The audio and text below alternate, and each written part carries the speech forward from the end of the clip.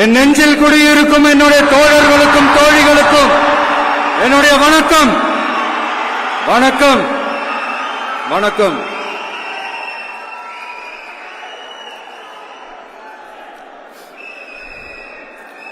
கதறல் சத்தம் எப்படி இருக்கு?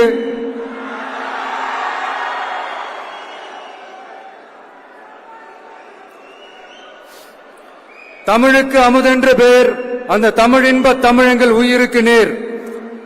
இன்னைக்கு தமிழ்நாடு இருக்கிற சூழல்ல நாம் ஒரு புதிய வரலாற்றை படைப்பதற்கு தயாராக வேண்டிய அவசியத்தை நீங்க எல்லாருமே நல்லா புரிஞ்சு வச்சிட்டு இருப்பீங்கன்னு நான் நம்புறேன். அரசியல்னா என்னங்க? ஒவ்வொரு குடும்பமும் நல்லா வாழணும்னு நினைக்கிறது அரசியலா? இல்ல ஒரே ஒரு குடும்பம் மட்டும் தமிழ்நாட்டை சொரண்டி நல்லா வாழணும்னு நினைக்கிறது அரசியலா? நீங்களே சொல்லுங்க, எது அரசியல்?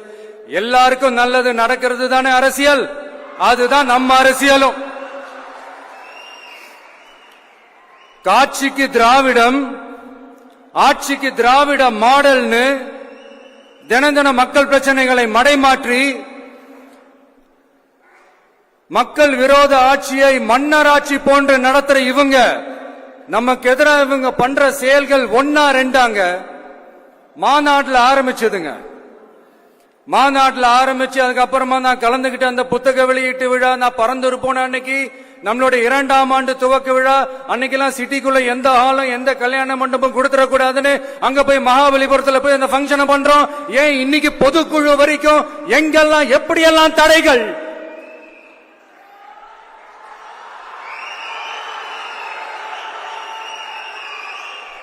ஆனா அத்தனை தடைகளையும் தாண்டி நம்மளுடைய தோழர்கள் சந்திப்பு நிகழ்ச்சிகள், மக்கள் சந்திப்பு நிகழ்ச்சிகள் தொடர்ந்து நடந்துகிட்டு தான் இருக்கும். அது தொடர்ந்து நடக்கும்.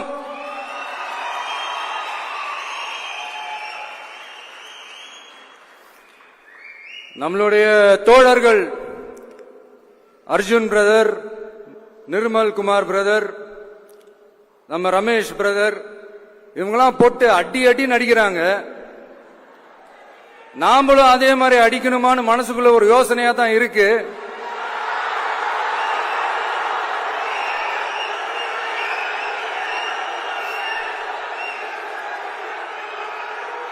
ரைட்.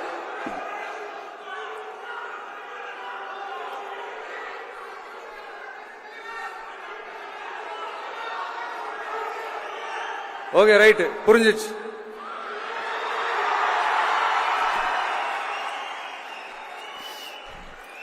மாண்புமிகு மன்னராட்சி முதல்வர் அவர்களே,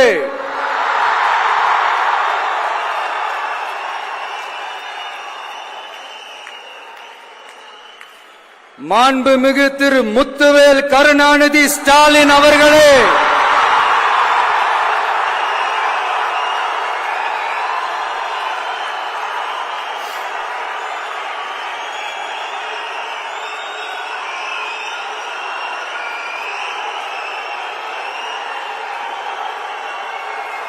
பேரை மட்டும் வீராப்பா சொன்ன பத்தாதவர்களே,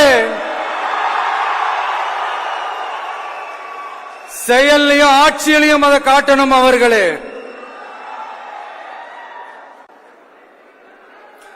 ஒன்றியத்தில் பாஜக ஆட்சியை ஒரு பாசிச ஆட்சின்னு அடிக்கடி அறைகூவல் விடுத்துவிட்டு இங்க நீங்க பண்ற ஆட்சி மட்டும் என்னவா? அதுக்கு கொஞ்சம் கூட குறைவில்லாத அதே பாசிச ஆட்சி தானே. ஒரு கட்சி தலைவனா ஜனநாயக முறைப்படி என் கழக தோழர்களையும் என் நாட்டு மக்களையும் பார்க்கறதுக்கோ சந்திக்கிறதுக்கோ தடை போடுறதுக்கு நீங்க யாருங்க?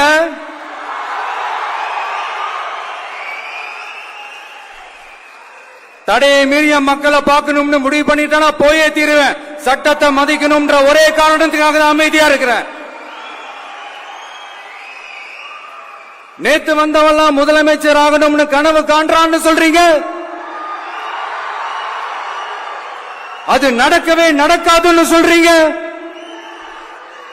அப்படியே எந்த கட்சிக்கும் இல்லாத நெருக்கடியை தமிழக வெற்றி கழகத்துக்கு மட்டும் போட்டுக்கிட்டே இருக்கிறீங்க.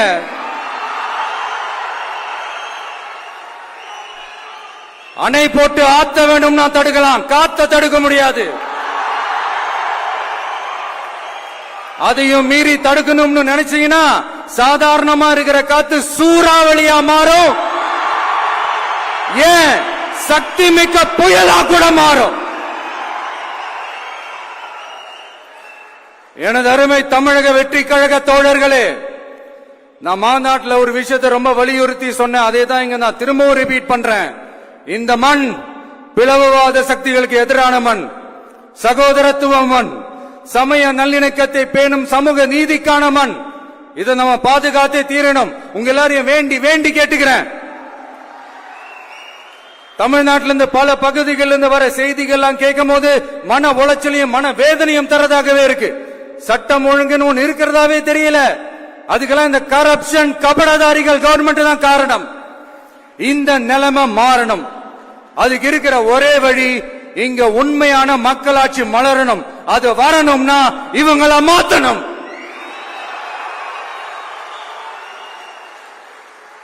அதுக்கு என்ன வழி? அதுக்கு நாம என்ன செய்ய போறோம்? நம்மளுடைய தோழர்கள் டெய்லி மக்களை போய் பாருங்க, அவங்களோட பேசுங்க, ஒவ்வொரு தெருவுக்கும் போங்க, ஒவ்வொரு வீட்டுக்கும் போங்க, அவங்களோட பிரச்சனைகள் என்னன்னு கேளுங்க, அதை தீர்க்கிறதுக்கு என்ன வழின்னு யோசிங்க. அப்பதான் அவங்களுக்கு நம்ம மேல ஒரு நம்பிக்கை வரும். அப்படி ஒரு ஆழமான நம்பிக்கையை விதைச்சிட்டு அதுக்கப்புறமா நிமிந்து பாருங்க. ஒவ்வொரு வீட்டோட உச்சிலையும் தமிழக வெற்றி கழகத்தோட இரட்டை போர் யானை வாகை மலர் கொடி தானா பறக்கும், தானா பறக்கும்.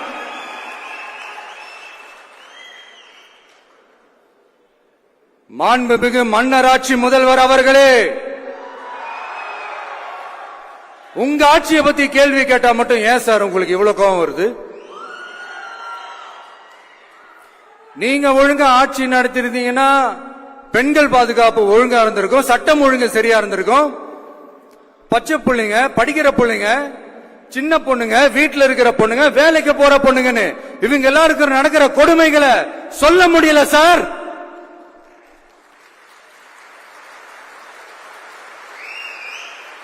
இதுல வேற உங்களை அப்பான்னு வேற கூப்பிடுறாங்கன்னு சொல்றீங்க.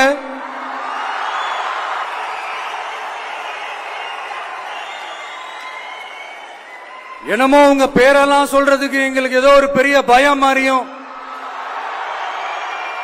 அப்படி ஒரு விஷயத்த சொல்லிடுறது. பேரை சொல்லணும், பேரை சொல்லணும், பேரை நான் ஒரு படத்துல சொல்லுவேனே, லியோவை பார்க்கணும், லியோவை பார்க்கணும், லியோவை பார்க்கணும்.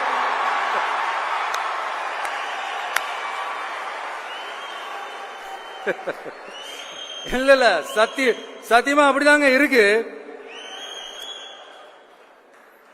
சென்டர்ல ஆள்றவங்கன்னு சொல்றோம். சென்டர்ல யார் ஆள்றா? காங்கிரஸா? இங்க ஸ்டேட்ல ஆள்றவங்கன்னு பேசுறோம். இங்க யார் ஆள்றா? அதிமுகவா? அப்புறம் என்ன பேரை சொல்லணும், பேரை சொல்லணும்? புரியலையே. நீங்க தானே கேட்டீங்க, வச்சுக்கோங்க.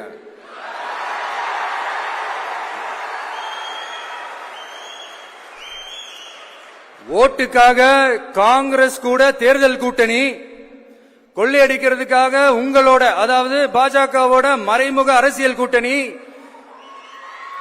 இப்படி உங்க பேரை சொல்லியே மக்களை ஏமாத்துறதும், உங்க பேரை சொல்லியே மக்களை பயமுறுத்துறதும், இப்படி இந்த கரப்ஷன் கபடதாரிகளுக்கு மறைமுகமாக உதவும் உங்க அரசுக்கு ஏஞ்சி தமிழ்நாடு தமிழர்கள்னாலே அலர்ஜி.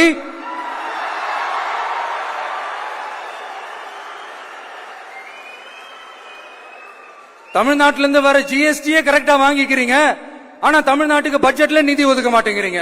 இங்க படிக்கிற நம்ம பிள்ளைங்களோட படிப்புக்கு நிதி ஒதுக்க மாட்டேங்கிறீங்க, ஆனா மும்மொழி கொள்கையை திணிக்கிறீங்க. டீலிமிட்டேஷன் என்ற பேர்ல தமிழ்நாட்டோட பார்லிமெண்ட் சீட்ஸ்லயும் கை வைக்க பாக்குறீங்க. ஒரே நாடு ஒரே தேர்தல் நீங்க ஸ்டார்ட் பண்ணப்பவே புரிஞ்சிருச்சு பிரதமர் சார் உங்க பிளான் என்னன்னு, எங்கெல்லாம் எப்படியெல்லாம் எந்த திசைகள் எல்லாம் இந்த நாட்டை கொண்டு போலாம்னு. சார் உங்ககிட்ட நாங்க சொல்லிக்கிறதெல்லாம், தமிழ்நாட்டை கொஞ்சம் கேர்ஃபுல்லா ஹேண்டில் பண்ணுங்க சார்.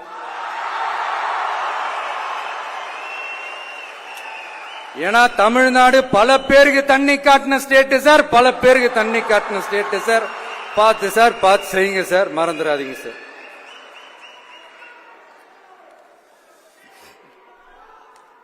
தமிழ்நாட்டு மக்களுக்கு இன்னைக்கு இந்த பொதுக்குழு வழியா ஒரு உத்தரவாதத்தை நாம கொடுக்க போறோம்.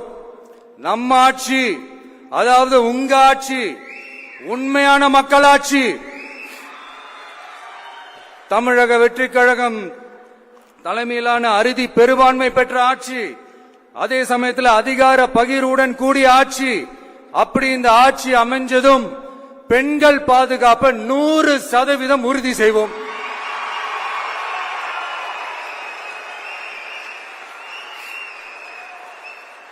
சட்டம் ஒழுங்கு ரொம்ப முறையா ஸ்ட்ரிக்டா வச்சிருப்போம். கல்வி, சுகாதாரம், மருத்துவம்னு அத்தனையிலையும் ரொம்பவே கவனம் செலுத்துவோம். அதுவும் எல்லாருக்கும் ஈஸியா ஈக்குவலா கிடைக்கிற மாதிரி செய்யறது தான் நம்ம டார்கெட்.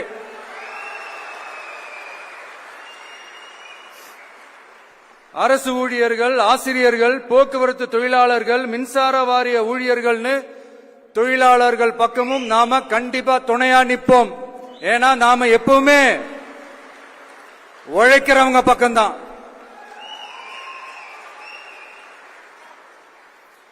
நம்ம தமிழ்நாடு விவசாய பூமி, இயற்கை வளங்கள் நிறைந்த மண். இந்த விவசாயத்துக்கும் இயற்கை வளங்களுக்கும் எதிரா எந்த விதமான ஒரு திட்டத்தையோ நடவடிக்கையோ கொண்டு வர்றதை எங்களால் ஏற்கவே முடியாது. எங்க மண்ணை, மக்களை பாதிக்கிற மாதிரி திட்டங்களை தயவு செஞ்சு செயல்படுத்தாதீங்க. அதை நாங்கள் எதிர்க்கவே செய்வோம். தமிழ்நாட்டை எல்லா வகையிலும் பாதுகாக்க வேண்டியது எங்களுடைய உரிமை, கடமை, கொள்கை எல்லாமே. The fundamental strength of politics is uncompromising principles and ideologies. Periyar's social justice, Kamaraj's honest administration, Ambedkar's equal justice and equal opportunity, Velu Nachiyar's social inclusivity and communal harmony, Anjali Ammal's fighting for water resources were the reasons for choosing them as our party's ideologues and policy leaders. I would like to mention here with pride that we are the first political party to declare two historic women icons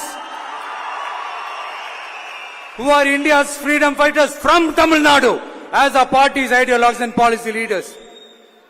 இப்படி ஒரு ஆழமான நம்பிக்கையுடன் வரும் 2026 தமிழ்நாடு சட்டமன்ற தேர்தலில் ஒரு மாபெரும் அரசியல் மாற்றத்தை கொண்டு வந்து மக்கள் சக்தியின் உதவியுடன் மக்கள் விரும்புகிற ஒரு நல்ல அரசை அமைப்பதில் உறுதியாக இருப்பதால்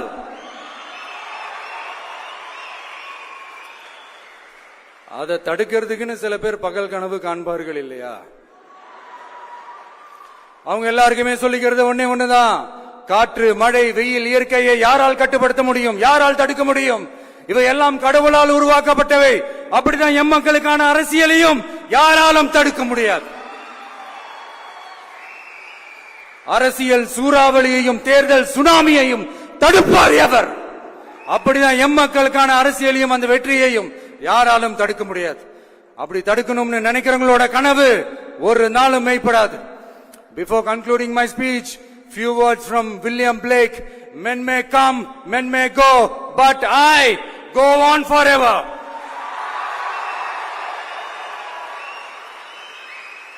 ஞாலம் கருதினும் கைகூடும், காலம் கருதி இடத்தார் செய்யின். ஏற்ற காலத்தையும் இடத்தையும் அறிந்து ஒரு செயலை செய்தால் பூவுலகம் முழுமையையும் வேண்டினாலும் அது கைவசப்படும் என்ற திருக்குறளுடன் என்னுடைய நன்றி உரையை நிறைவு செய்கிறேன்.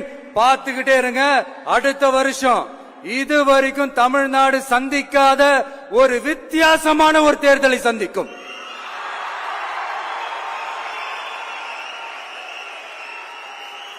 ரெண்டு பேருக்கு நடுவுல தான் போட்டியே. ஒன்னு டிவிகே, இன்னொன்னு டிஎம்கே.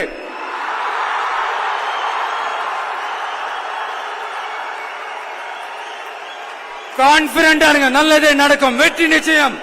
மீண்டும் சந்திக்கும் வரை நன்றி.